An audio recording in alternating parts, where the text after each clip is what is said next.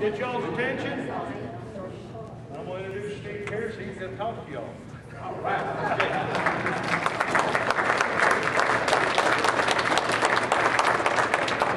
Record that because I always say that the best introduction is a short introduction, and I mean he got it refined right down. We appreciate it. We always like to come out and come in front of people because I think this is where our republic begins, Q&A and direct talk with voters. We just come into these with only one rule, and please help me abide by it. That is, after you ask one question, you want to go to your second question. Everybody else that gets one question before you get your second. I'll start a list of second timers and I'll recognize who's been there, but help me do that, and it lets us pass the conversation around back and forth. I will track, as soon as we get the tracking mechanism, we got half of it, we need the other half, we need the functional half now. So as soon as we get those, we'll track the conversation because a lot of our questions are going to come back into themselves. And really we're talking about kind of complex stuff, not real complex. Once we track it on the board, then I think it begins to make sense to people. So we will get started on that as soon as we do. Now the most important thing that I hear around the state is what are we going to do about jobs? That's the urgency that people are asking. People have lost this sense of confidence that the U.S. has its prosperity still. People have lost confidence that if they didn't have the job they have, they could find another one across the street. And that's causing great anxiety in people, and anxiety and anger usually come pretty close.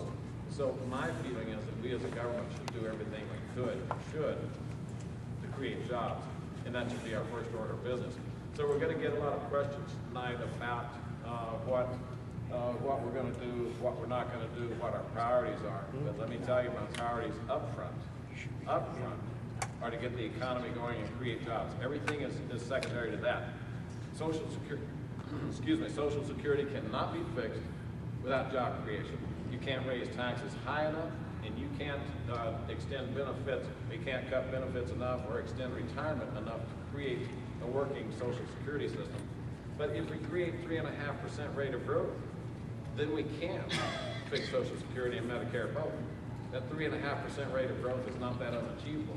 That's what we've averaged for the last 75 years. And so it's well within hand. We just have to do the policies that we're creating. I think the thing to keep in mind most is that the government has a war against jobs. Our government is killing more jobs than it's letting us create. You all see that here through regulations and taxation, but mostly regulation. We stopped cutting timber, and so it affected all of New Mexico. We used to have 20,000 jobs. Think how much more confident we would be now if we had 20,000 jobs in the marketplace. Think how much stronger the economy would be in these areas with the forest fire. And I don't think we should clear cut our forest. I think we can do selective thinning and put people back to work today. Out in California, last year, we had 27,000 farmers put out of jobs over a silvery minnow. I don't think the silvery minnow should allow it to extinct. I think we should instead keep it alive in holding ponds, put it over in the river when we need to, but we should let that water be used for the irrigation. It's a private property right, it's a constitutional right, and so we just absolutely have to understand that our government is limiting the job creation. I think BP should be 100% responsible for what they call offshore. That was my business, fixing oil wells. I'm very certain of what went on. You can see it. You can see in the things that occurred. And they made mistakes. They should be responsible. But I do not think we should have killed one job offshore. And so just today, the Obama administration issued 2 new rules that are going to keep those 33 rigs idle. Already, some of the rigs are beginning to move and steam. They steam at 2 or 3 knots an hour. They're going to steam at 2 or 3 knots an hour to Africa. They will never be back, ever. It takes 15 years sometimes to build new ones. These are not insignificant losses of jobs that we're seeing here. 87,000 jobs at risk. So you're going to find our discussion centering on that. I like to put some of the economic rules up here. And so first of all, one of the rules, and I put these down low on the board because they're kind of like base notes. They're like the foundation. And the first thing that we all can understand is that tax cuts tax cuts create jobs,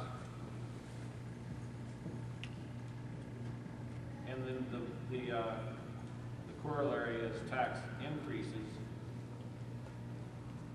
kill jobs. So if you're going to ask me, will I go up on taxes, I'm going to ask you back. You want the 9.5% unemployment to increase to 10, to 11, to 12? If you do, then tax increases are the way to do it. And if you think the job market needs to be rebounding, then tax decreases are the way to do it. This goes all the way back to Kennedy. He began the first to say that. When we did the tax cuts of 2003, for instance, we were at 1.25% rate of growth in the economy. It had dropped from about 3.5 average, and in about 30 to 60 days, we went up to 8, 8.5, 8.25, or something like that. That was the surge of economic growth that began as soon as the tax cuts took place. So those are some things. So those are the beginning points. Let's now go to your questions, and I'll take threes, 1, 2, 3, and that way you know if you're coming up. And you'll see that we get to lose my place here with who's been there. Go 1, 2, 1, okay, if y'all want to ask a question. Oh, 3, okay. I was afraid y'all were going to ask questions tonight. So fire away, and let's get into it, and we'll have a good discussion tonight. What about cap and trade and how that's going to affect taxes, tax increases, and so on and so forth? Yeah, cap and trade then comes somewhere up this line, so that cap and trade is a tremendous increase, and so it's the taxes going up and jobs are going down. Europe is experiencing that right now. They're finding that the cost of electricity in some of their manufacturing facilities is so high that they simply work fewer hours a day. There's not less demand for the product, they just can't afford to work, so those jobs are scooting down to North Africa, and that's what's going to happen here. By the way, cap and trade will do nothing for the environment. Nothing. It doesn't require us to produce less carbon. It just says that you're going to pay. Just to give you a scope of the size of cap and trade, currently we take about 3+ trillion in taxes. That's the current. Cap and trade is going to be probably somewhere between 1 and 3 trillion, so it's going to have almost at least a third of the effect of our current taxes, lots of job decrease, and maybe a full equivalent of our current taxes being plucked out of the economy. So it's very detrimental to our economy, and I would have voted against it. My opponent voted for it. It's that simple. 2. Who was the 2? It's right here. Along the same line, I'm not too clear of how this tax and trade is going, like cap and trade is going to operate. Could you kind of simplify it for me? First of all, there is going to be some process that says we're going to cap the carbon at the current level, and then we're going to, if you're going to have those carbon emissions above that level, then you're going to have to trade for credits. Now, you would ask yourself, credits are going to be a pretty valuable deal, right?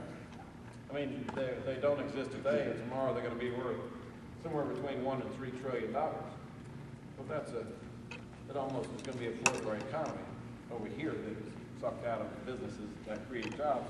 And there's no fundamental thing they have to do to get those credits. And so you're going to have to trade for those credits.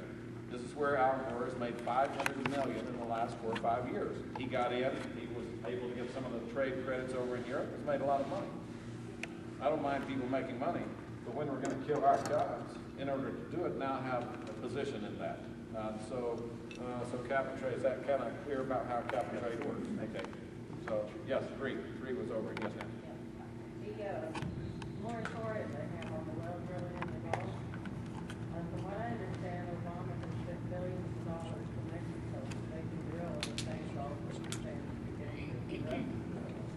Can you think of any reason why he would do that other than just income redistribution? The income redistribution has to be a major part of it. He says so himself. Also, that's one of the keys of cap and trade. If you wonder about what this really was intended for, if you look at Copenhagen, they said, the third world country said, no, you have an obligation. You said you were going to do this. You're going to start taking that money from your people, and you're supposed to give it to us. And so the income redistribution, is a huge part of the progressive movement in the Democrat Party. Now, not all Democrats are progressives, but the progressives are controlling Congress and the progressives control the White House. And so that whole income redistribution that you hear about a lot is that. It's one reason that I think the timber industry was killed, in order to give those jobs to other countries. Because the people who are in the progressive movement, the people on the very far left, believe in their hearts that we as Americans have too much and that we should average our standard of living down by giving jobs away. I think instead of averaging our standard of living down, we should instead average the world standard of living up toward us. And so free trade is basically doing that. It's beginning to. In the last 3 years, I don't forget the exact numbers, but third world countries, they were basically averaging $1 a day, and now they've doubled their pay to $2 a day. I haven't kept up since I got out of Congress, so it may be up or down. But that's what free trade was doing. Now you could feel disdainful about $2 a day, but when you're in the position of getting $1 a day and suddenly have twice as much money to live on, then we saw food prices worldwide begin to go up because there was more demand. The first thing people did was use that money for food, and so worldwide we saw the prices of the commodities going up. Some places even have gone from $1 to $20 a day. So creating other economies has actually been very powerful. Averaging us down toward them is not going to work. Socialism never works. I don't see any Americans try to go to Cuba to find their future. Cuba elected into a socialist system back in the 50s. It's very handy to us. You could get down there pretty easy.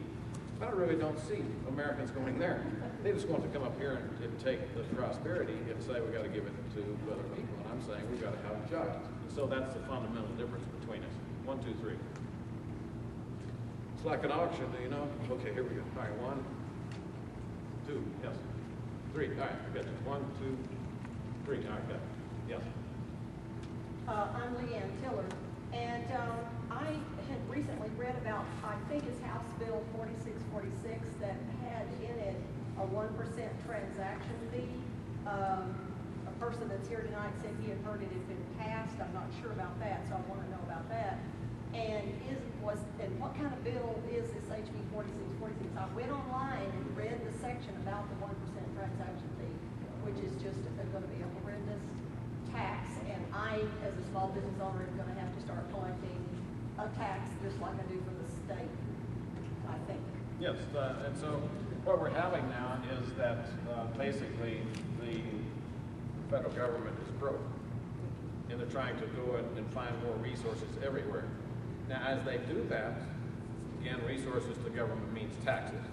And so as they do that, what's going to hit here? They increase taxes, that transaction fee, whatever they call it, is going to push jobs down. So we know where we're headed if we continue that direction. I think there's a clear prescription for job creation. We should be out attracting the manufacturers back. So in job creation, we should look at manufacturers first. And to do that, any kind of job creation, we need to look most at taxes and over-regulation. I think every single one of us would take care of our environment, take care of the workers. That's not the question. The question is, are we going to let the pendulum swing all the way over, and so that we protect at the expense of jobs? And that's what's going on right now. I think this transaction fee, I don't know exactly what the status of that is, but if it is enacted, then it will be a tremendous cost to businesses, and it's going to decrease jobs out here. Keep in mind, the big corporations, they don't have any trouble adding it into their cost. They can charge it back to customers. Small businesses don't have that opportunity. You don't have the capability to comply with that, to track it.